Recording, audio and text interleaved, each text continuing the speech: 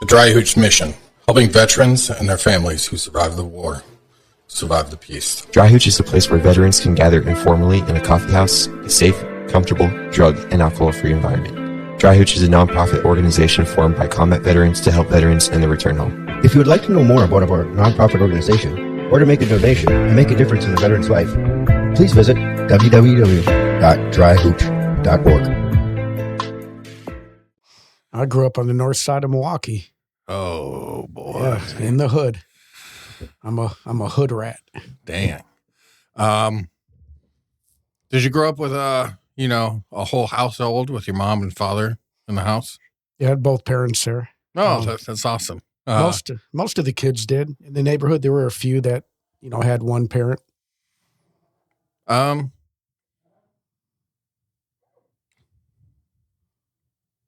I had something smart to say, but I forgot. Let's see. Let me not get lost in the sauce already.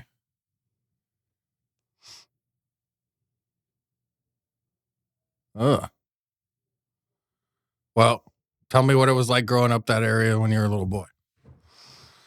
It was a very diverse neighborhood. We had black kids, white kids, Puerto Rican. We had an Asian family for a while that lived there, and most of us went to public schools. Oh, I remember what I was going to say. Did you have siblings? One sister. One sister, okay. And then who was your best friends in the area? Did you guys play street ball? Yeah. We played, we were right next to McGovern Park, too, and there was the Army Reserve Base on the other side of that. But we played football in the street, in the park, played pickle. Not the pickleball now that paddle, but pickle and tag. Played tag a lot, rode the bikes. So who was your best friend? What was his name growing up? It was Kevin Allen, the next door neighbor. We were the same age, and he was the youngest, 4 older sisters, and then him, and I had an older sister, and so we kind of grew a bond and had that up until we graduated high school. So when you were in younger days, what did you and Kevin do to get in trouble? Played Ding Dong Ditch. Yeah, a little simple mischief, right? Right? Yeah, it's the simple stuff that you sit there, and we didn't do too much because our parents were pretty strict with the discipline. So, there were things that we didn't want to partake in. Yeah, I was a little mischief guy, and I grew up all over the place. One of the things we used to do we'd sit on top of our roof on the opposite side facing the road, and we'd pop up and shoot cars with our paintball gun. So I was trying to play Army before I was in the Army.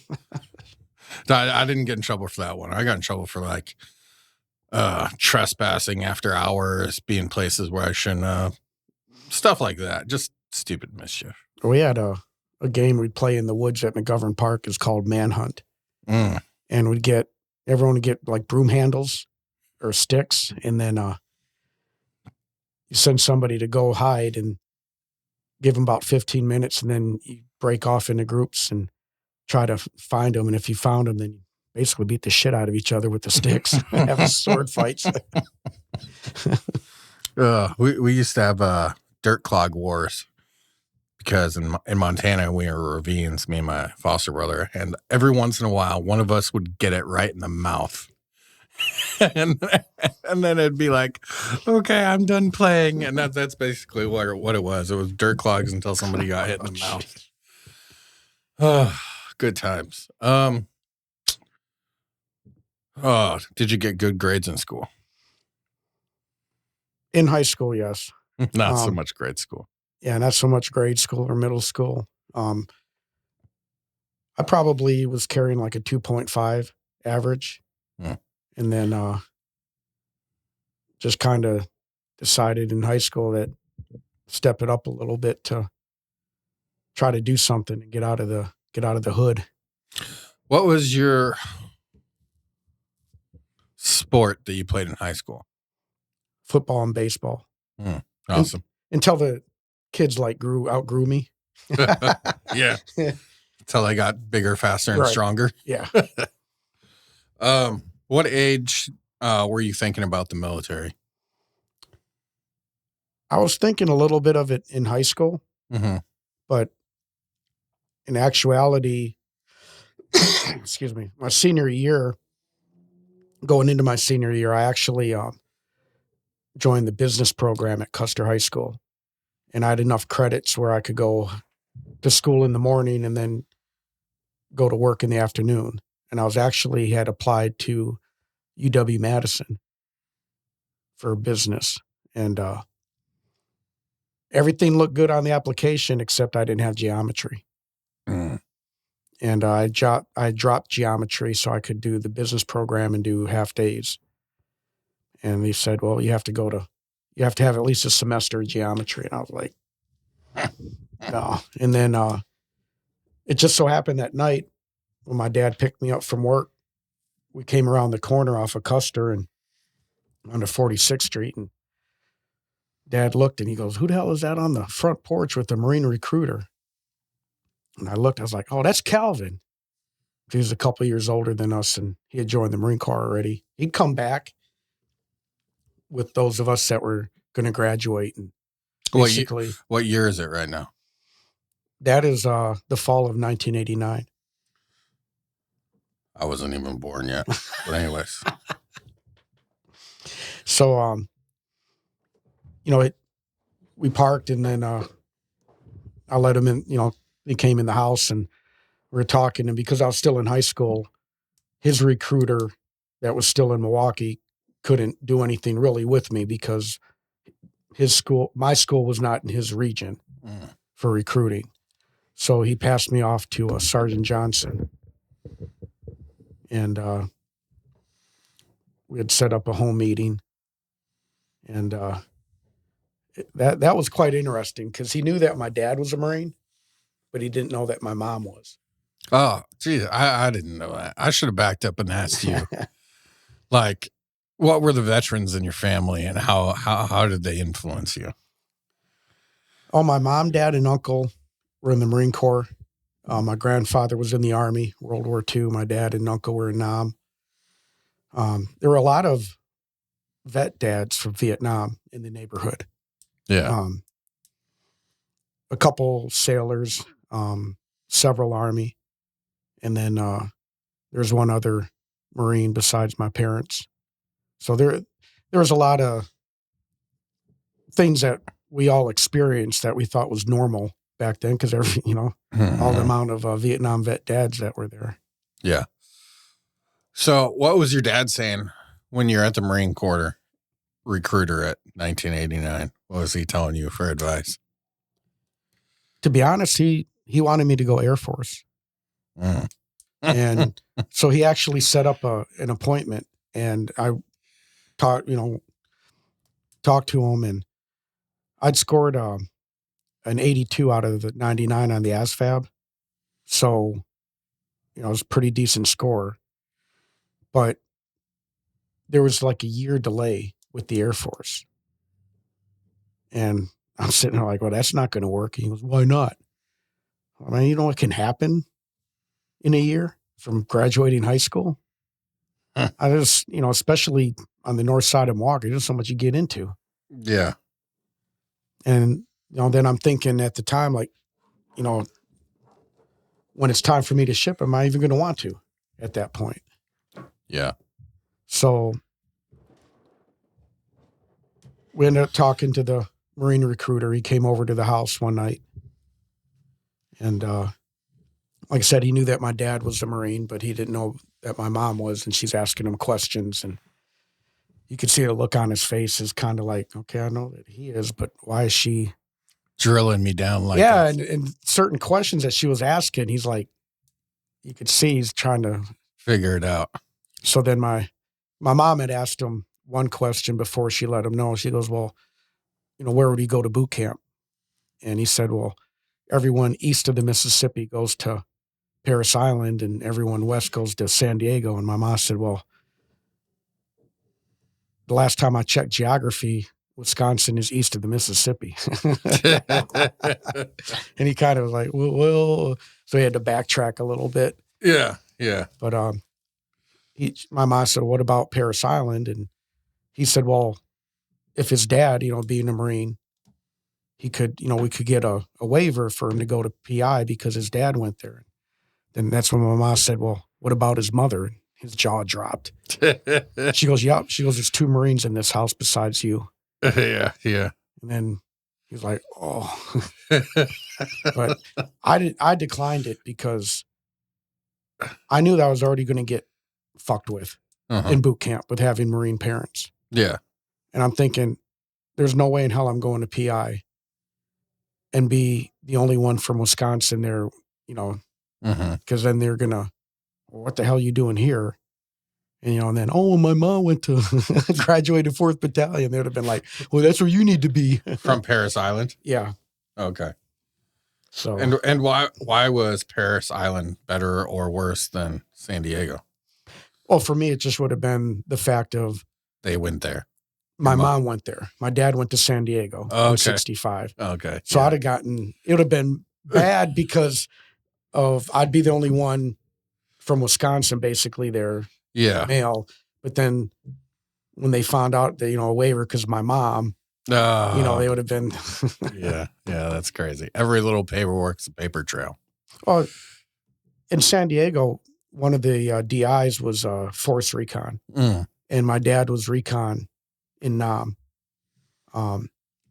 So the first letter that I got, Sergeant Chevette just happened to be on duty for the mail call.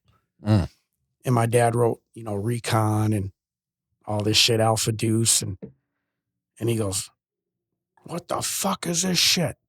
Recruit Waite. And I'm like, sir. He goes, don't sir me. He's like, what is this Recon crap on this envelope? I was like, sir, his recruit's father was in Recon in Nam. Oh, so you want to be tough like daddy. I was like, sir, yes, sir. He's like, bullshit. Like, get up here. So every 3rd night they rotated with who stayed in the duty hut. Yeah. To stay the night. So every 3rd night during mail call, I had to do push-ups through boot camp. Because your dad wrote Recon on an envelope. And he was Force Recon. So he knew that. He knew that they'd see that and fuck with you. Oh, my God. So that's funny. I'd have to sit there and do push-ups. And then he's like, Recon, right? Right, wait. And I was like, Recon. And then he go, tough like daddy. And I'm like, tough like daddy, Recon. And, shouting out. And kids are laughing, the other recruits. And so what happened right after basic? I came home, we had 10 days boot leave is what they call after the basic training because of the 13 weeks. Yeah. And then I flew back to San Diego to go up to Pendleton with Bean Supply. It was a 30-day hybrid of SOI. Okay. And then you go on to your MOS school. And what was your MOS that was selected? 3051, or not 3051, that's basic supply. 3061 is subsistence supply. So I dealt with food. So were you excited about that? Did you have any pick of where you were going to be or what you were going to do? I had a pick. So my sister already knows about it. So if she hears this, it's no big deal. And my parents know. I pimped my sister to my recruiter. Oh my God. So he wanted to really go out with her. And I knew that she wouldn't do anything with him. But he was like, he'd asked her himself and she's turned him down. So we're at the recruiting station one time and he's like, dude, I really want to take your sister out. And I'm like, you really want to deal with my parents? He goes, well, I'm more worried about your mom, So I told him, I said, well, I'll tell you what. I said, if I convince her to go out with you, what do I get out of it? Yeah. What? Yeah. So I became called a bonus baby. I signed a 5-year active contract with a $5,000 bonus. And my sister went out with them like 2 times. Yeah. And nothing else ever came of it. No, I knew it wouldn't, but that's great. My sister found out probably 5 years ago. And my brother-in-law says, where's her half of the money? I said, oh, that's gone. That was gone in like 1991. Oh my gosh. So, but 1989, you enlisted, went to boot camp, right? Then you got done and you went to, did you guys call it an AIT or what is it then? Well, the MCT, Marine Combat Training for the non-infantry. So, like I said, I think it's 90 days is the School of Infantry, 60 or 90. And then ours is just a 30-day hybrid to learn the basic grunt tactics. Gotcha. And then where did you get stationed after that? You did your... Yeah, I flew to Jacksonville. Okay. To do school at Camp Johnson, which is the old Montford Point where before the integrated the boot camp, that's where the Black Marines went to boot camp. So you could still see the squad bays and that was their... So then the blacks and the whites were still separated in Marine Corps? No, it's just that Camp Johnson is the old Montford Point where they used to do the boot camp. At Camp Johnson. Right. And then they later named it Camp Johnson. Okay. And then I went just down the street to New River Air Station. It's my first actual duty station in the fleet. And what state are you in? North Carolina. North Carolina.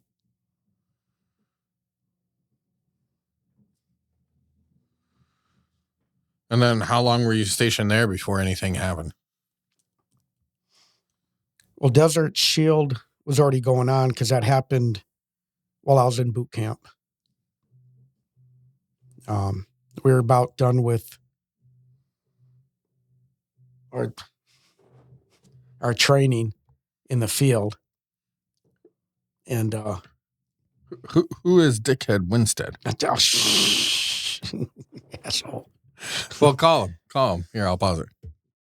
Here I am, another Wednesday afternoon, the 22nd of May, with the man, the myth, and the legend that is Robert Waite, part 2. So, Rob, your mother was in the Marine Corps. Your father was in the Marine Corps. You enlisted after you did a little trade with your sister to date the Marine Corps recruiter. Yep. You went through basic training. And then you went through your, what do they call it for Marines? Just a sec. MCT. You jumped ahead from me there. So you were in North Carolina. And then Desert Shield. What year did Desert Shield happen? That was in 1990. 1990. Okay. And what year is it now that you're at North Carolina? I got to New River in November of 90. So Desert Shield was still in operation because they're still building the forces in Saudi Arabia. So explain the difference to me because, dude, I was way young. So what was Desert Shield, right? Yeah, Desert Shield was after Saddam invaded Kuwait. Mm-hmm. The Saudi prince reached out to the United States for assistance in getting Iraq out of Kuwait. And that became Desert Shield because we were allowed to stage in various places along the border of Iraq and Kuwait in Saudi Arabia. And Desert Storm did not happen until the actual ground invasion in January. I believe it was, if my memory serves correctly. Okay. And then, so what happened at this time?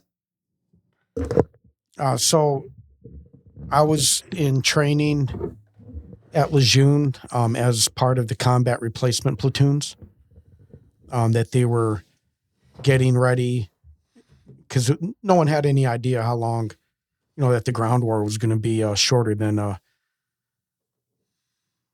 than it was, because everyone heard of the Republican Guard, and they were supposed to be this formidable force, and they really weren't. So break it down to me. What happened? Like from the time you got orders to deployment, you got on the ship, like what happened? Describe it. Well, we really didn't see too much because everything was pretty much done.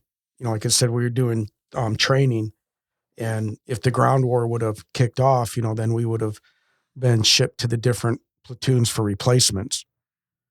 So we were in the background, we were reserved, they were not reservists, but, in reserve for if the ground war would have took longer than it did and they would sustain more casualties than they did. So were you outside of the boat, or were you still on the boats, like just right outside of Saudi Arabia, or what? Yeah, we're just stationed, just waiting. Okay. So how long did you guys just sit there and wait before you went on back home? It was probably like 3 months. 3 months. Because, like I said, nothing happened, and then boom, okay, go back. Thank you. And then what would you say was your next big event that happened in your Marine Corps career? After that, I got transferred to 3rd Battalion, 6th Marines at Mainside, Lejeune. And with that, they were already in their workups to get Special Operations Capable certified because they were going to become part of the 24th MEU. And we're going to deploy at the end of 93 on just a normal 6-month pump. Med cruise is what they call it, from Lejeune. Camp Pendleton, they go on what they call a West Pack. And so we did cold weather training in Bridgeport, California, and then they combined operation training in Norway. Oh, that's awesome. So you got to go to Norway for a little bit? Yeah. Oh, that's cool. I didn't know that. So how long were you up there in Norway? About 45 days. And what did you get to see in Norway? Anything different? Snow. Culture? Snow. Just the snow. The land of the Vikings, and you saw the snow. Yeah, it was in northern Norway, so it was mainly, just the combined training and exercises, and then we flew back to the States. And then what happened? And then Black Hawk Down happened in Mogadishu. Oh, did it really? And so what year was that? 93. That was in October of 93. We kind of got bumped up. We were doing what they call the blue-green workups. We were, I was advanced party, so we were already on the ships. Most of us that were going to be with the 24th MEU. I was on the USS Incheon, LPH-12. And we were off the coast of Florida in Bermuda doing exercises and, training. And we took a little bit of leave and then headed out.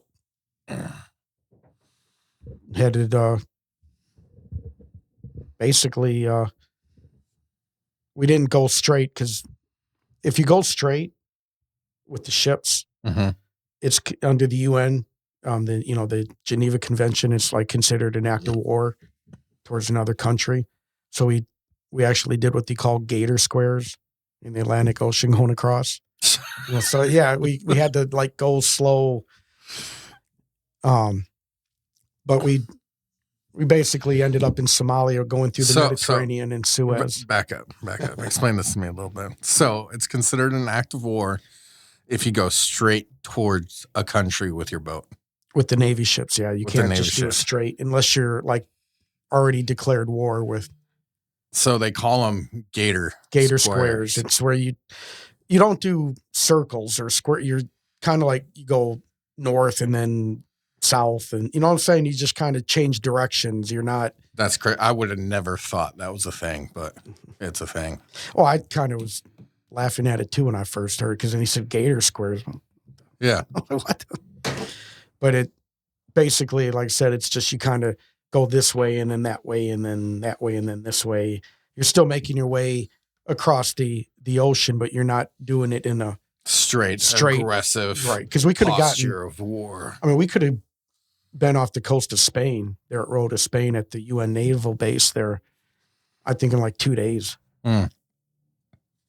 is what they they said, I mean, it was. So after Black Hawk Down in 1993, what was the next event? So we were in Somalia till March of 94. And then we went up into the Adriatic Sea up by Trieste, Italy, in support of Operation Deny Flight with Bosnia, with what was going on there with the genocides that they were doing.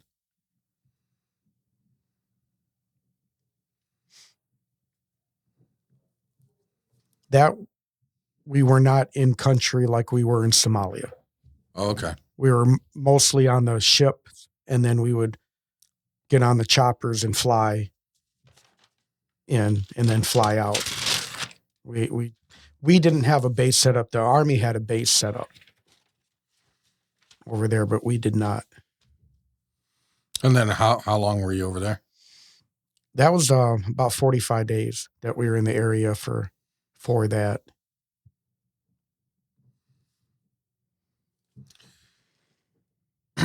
So I don't know what it's like as a Marine, right? But do you pretty much consider your ship like base and home? When you're on the MEU, it is. Yeah, okay. So what's the difference between a MEU and a MEF? Well, the MEU is an Marine Expeditionary Unit, which you go on the Navy ships to deploy. And like one MEF is just a Marine Expeditionary Force, which to be honest, I mean, because you don't do like, oh, went on the 3 MEF or Yeah. That's just a unit that gets assigned to the MEU, along with the grunt unit, an Amtrak unit. So MEFs are attached to MEUs. Yeah. Okay, got you. I always thought MEFs just went out and did their own like little specialized, secret squirrel missions. Well, with the MEF, I mean, it's not like they're a special forces unit. Gotcha. It's they might, if like one MEF went somewhere or 2 MEF with just a contingency part, they might, they probably would fly over, either on our planes or the Air Force might, you might use the cargo, because we did use Air Force, for some of the flights. And like when we flew to Okinawa, we flew out of Edwards, out of California. So after Operation Deny Flight, right? Mm-hmm. There 45 days, and that was outside Somalia. Right? That was outside. That one was Bosnia. Yeah, Somalia was Operation Continue Hope. Okay. So what happened after Bosnia?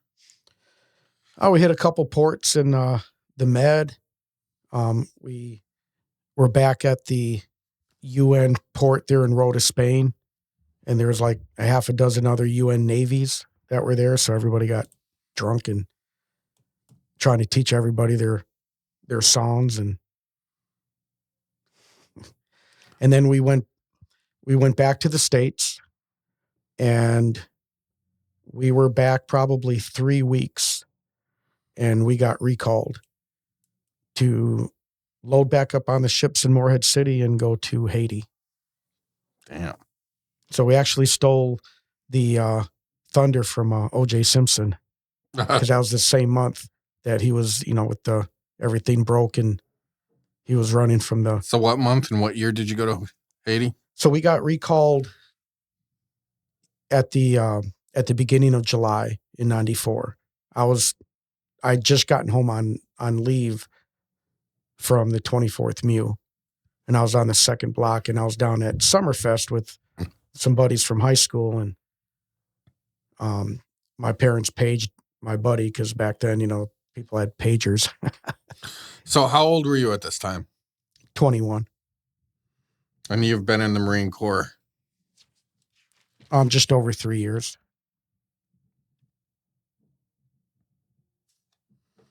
How long total was your amount of time in the Marine Corps? 9 years. 9 years. Oh, so we still got 6 more years to go here. So what was your next big, what happened in Haiti? Not much of anything. We had made the plans to invade the country, but the Joint Chiefs and Congress. So what was going on at that time that you needed to be there? From my best recollection, I think it was the military that was trying to overthrow the Haitian government. Mm. There's always been unrest in that country. And so President Clinton was like, basically, let's go down there and kick their ass, And it reestablished the government if we can. But I believe the Joint Chiefs in Congress nixed that.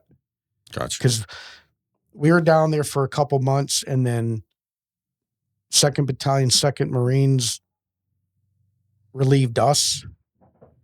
And then as I was transferring from Lejeune to Pendleton, my battalion actually got put back on ship because we were still the special operations capable, certified and all that. And they actually went back on ship and went back down there for a few more months, but nothing ever came of the invasion. Gotcha. And then? Then I was at Camp Pendleton. And then what happened after Camp Pendleton? Well, I was supposed to go to 2-5, Mm-hmm. 2nd Battalion, 5th Marines, another grunt unit, and they were going to be deploying. And when I was in the receiving barracks, I got there on a Friday night, and then Monday afternoon, I got my orders, and I looked at them, and I was like, I told the sergeant, I'm like, this is wrong. He goes, what do you mean this is wrong? This is your Corporal Robert W. Waite. And I'm like, yes, but I'm not supposed to go to 3rd Tracks. So I've got orders to 5th Marines. And I'd already went up there over the weekend. Oh, so you meant like your new chain of command and checked in. I kind of checked in because I didn't have my orders, but I went up there like, hey. Yeah. So he goes, well, I don't know what to tell you. And I said, can I make a phone call?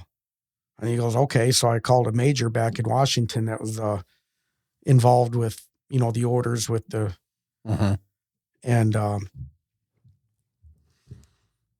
was like, what's going on? And he said, it's above my head. And I'm like, what do you mean, sir? It's above your head. He goes, you're going to 3rd Tracks. He goes, I can't do anything about it. So I was, like, what the hell? Mm-hmm. So I go down and I check in, and the staff sergeant was there. He's like, well, Gunny's not here right now. Here, sit down at his desk and start filling this paperwork out. And my back was to the door, and I heard somebody come in the side door, and I go, sitting there now, I hear, who is this motherfucker sitting at my motherfucking desk? And I'm like, no. It was Gunny Clark. I knew him from tanks over at Lejeune. And I turned around and he goes, motherfucking Corporal Waite. He goes, was he Asian? No, he was actually, I'm trying to do like a Jamaican voice. He's from Jamaica. How he talked. But he's all, he was slick, his talk. He was funny as shit.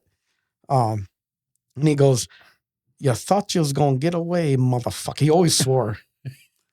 He goes, didn't you? He goes, I looked in there. He goes, I needed a motherfucking 61. And I saw you sitting at receiving. And I said, why is this motherfucker going to 5th Marines when I told these motherfuckers that I need one? He goes, so I made a phone call. He goes, that's right. He goes, I changed your orders. And I was like, and he goes, by the way, he goes, a fucking major? That's all you have to call, motherfucker? He goes, you need a bigger gun than that? Oh, that's great. And I'm just like, oh my gosh. He goes, yeah. He goes, you're mine, motherfucker. Oh, man. I was at 3rd Tracks, and it didn't end up being bad because I actually was able to deploy with Bravo Company, 3rd Tracks, as in a gunnery sergeant's billet. Okay. So I was a senior staff NCO for 9 months with Bravo Company as an NCO. Nice. And that was 95, 96 that happened. So where'd you guys deploy to? Okinawa. Yeah, we got assigned to 3rd Cab at Camp Schwab, one of the northern points of the island. You know what? I've never asked a Marine, and this is just a question. Like, did you ever go to Nagasaki or Hiroshima just to go look? No, I was. So I had Marines that went to Camp Fuji up on the mountain there in mainland Japan. And talking with one of my troops, he was complaining about some stuff. So, I went to the captain and was like, I need to fly over there at least for a day or 2 days. I said, I need to see what the hell's going on with my people. Yeah. But I was over there a short time, and, we did go into Tokyo for a little bit. Gas Panic was like the American nightclub. Oh, yeah. But no, I wasn't able to go to Hiroshima or Nagasaki. What was Gas Panic like?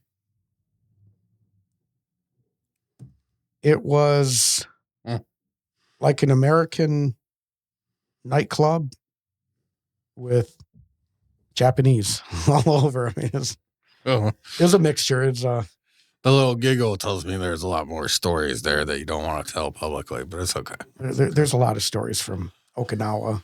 That What's the Gas Panic? American Club.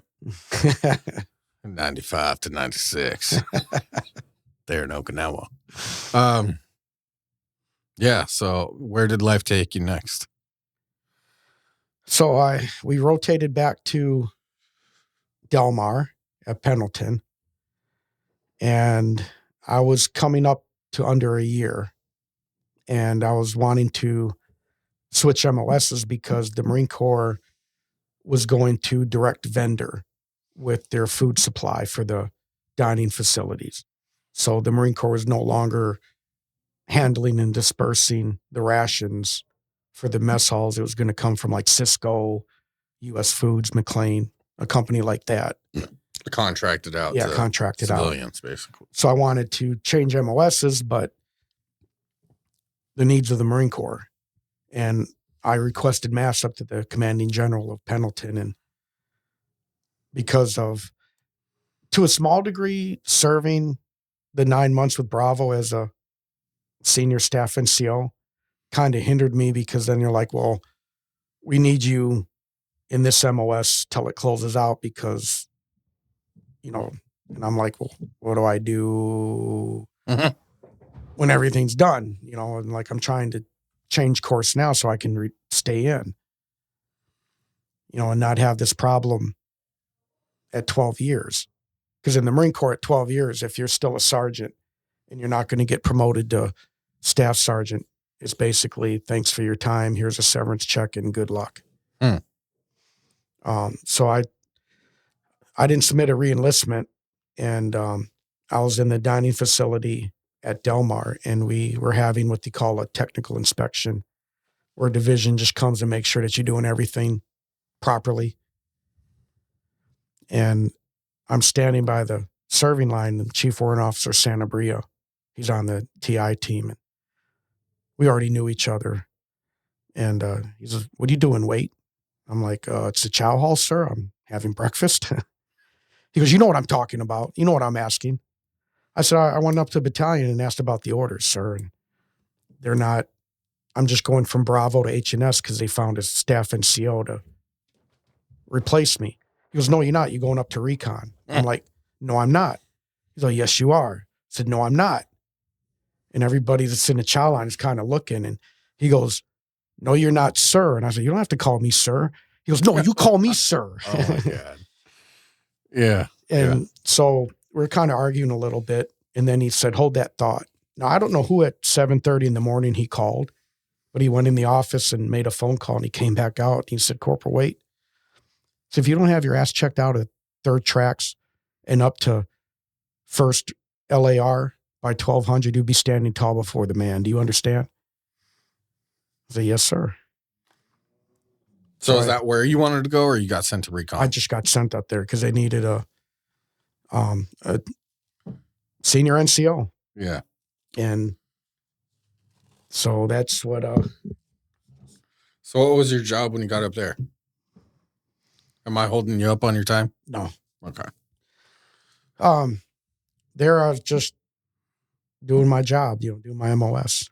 Yeah. And training with Force Recon, Anglico, and 1st Light Armored Reconnaissance. Was this your last duty station? For active duty, yes. Yeah. Okay. Because when I EAS'd off active duty, I went to 4th Tracks in Tampa, Florida. Gotcha. So what year did you get out of active duty? It was at the end of 97. So then what did you do with your life then? I went to Florida. I actually got a job at Walt Disney World. And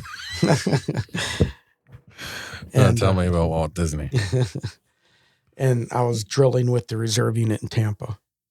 Okay. And So- what was your job at Disney World? There, I worked in the kitchen at the Crystal Palace in the Magic Kingdom. Okay. I was hoping you were wearing some kind of costume dancing around. But No, that.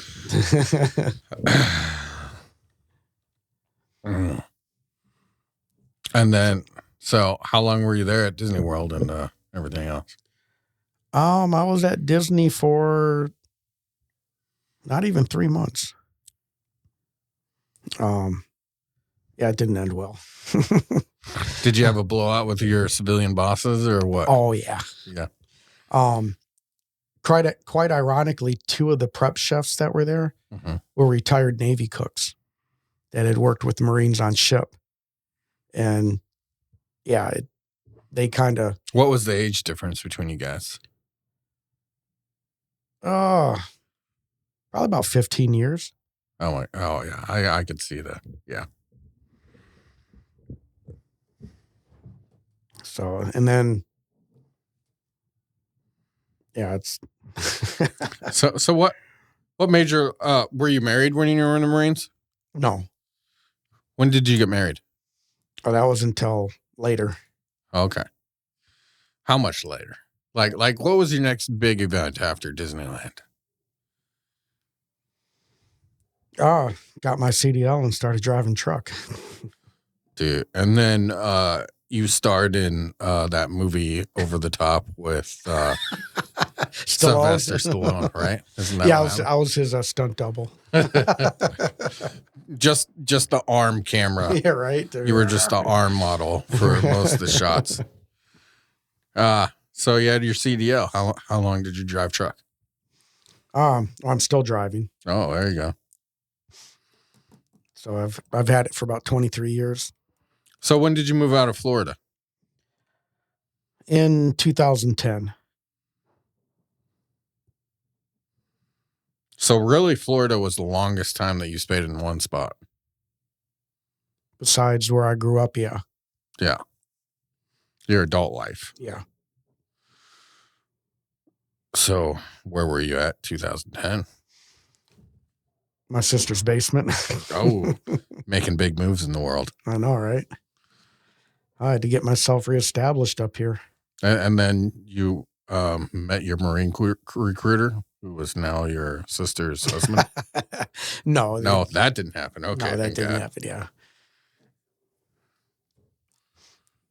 What about Clark? Did you run into him after? Or? No, he ended up getting promoted to Master Sergeant and got orders to Cherry Point, North Carolina. Okay, gotcha. So what was the big event after your sister's basement? 2018, I moved to New Hampshire briefly. Driving truck. Or what'd you do there? Yeah, I was driving truck for Shaw's supermarket. Okay. Maybe I'm lost in the sauce a little bit. So you were in Florida till 2010. Yep. Then you moved in with your sister. And where was your sister at? In Colgate, What? Wisconsin. Okay. Yeah. And then we rented a place in Sussex till we moved, the ex and I. To New Hampshire. Yep. What year did you get married? 2009. Oh, so you met her in Florida. Yeah. Was that a special kind of meeting? Not really. The parents knew each other. So how did you propose? Just, here's the ring. And So that's how you made it special, huh? Yeah, it wasn't anything. And then, okay. How long were you guys married? Just under 10 years. That's a lifetime. So you guys got divorced in what? March of 2019. Yeah. So shortly right after you moved to New Hampshire, huh? Yeah. All right, we'll take a break right here.